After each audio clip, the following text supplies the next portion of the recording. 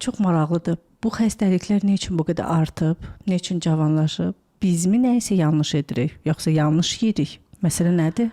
Məsələ burasındadır ki, Aytən xanım, əslində biz xəstələnməyə bilərik və bu gün mövcud xəstəliklərin 60-70%-nin qarşısını ala bilərik. Yəni burada söhbət xüsusilə də qeyri-infeksion xəstəliklərdən gedir ki, bunun altında yatan səbəb məhz bizim həyat tərzimiz, toksin məruziyyətimiz, daha sonra stres səviyyəmiz və digər faktorlardır. Və biz sadəcə burada məsələnin iki tərəfi var. Gündəlik rutin olaraq çoxlu xəstə baxan həkimin maksimum deyək ki, qapıda 30-40 nəfər gözləyirsə, hər xəstəyə ayıra biləcəyi vaxt 3-4, maksimum 5 dəqiqədir. Və bu 5 dəqiqə ərzində o ondan nə qədər məlumat toplaya biləcək? Yəni niyə xəstələndiyini bilmək üçün. Sadəcə nə edə bilər? Diaqnozu qoyacaq və müəyyən simptomları yüngülləşdirmək üçün bir müalicə təyin edəcək. Misal üçün, mənim başım ağrıyır və yaxud nə bilim, qəbizlik problemi var, gəlmişəm həkimə, mənə bu yəni qarın açan dərmanlar yaza bilər, mikrofloramı tənzimləmək üçün və s. ümumi tövsiyələr verə bilər. Amma mənim başım niyə ağrıyırdı? Dərman içdim, keçdi, yaxşı. Və yaxud filan dərman içdim, bağırsaqlarım çalışdı. Amma problem nə idi? Bunu araşdırmağa təəssüf ki, çox vaxtı, yəni müasir dövrün reallığı budur ki, vaxtımız olmur.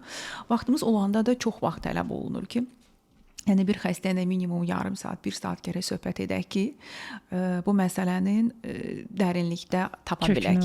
Əks halda biz xəstəliyi yox, yəni sadəcə simptom aradan qaldırırıq və əslində biz xəstəliyi yox, xəstəni müalicə etməliyik.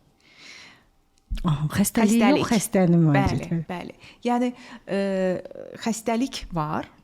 Və protokollar var ki, bu xəstəlikdə bu dərmanları yazırsan, bu analizləri isə və s. Bir də var xəstə. Yəni hər insanın bu xəstəliyə gəlib çıxardan yolu fərqli ola bilər.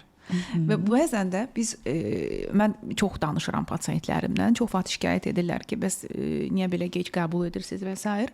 Çünki əgər rutin olaraq belə çox baxsam, say olaraq da gündəlik pasientlərə, o zaman keyfiyyət düşəcək. Çünki biz hər pasientlə söhbət eləməliyik.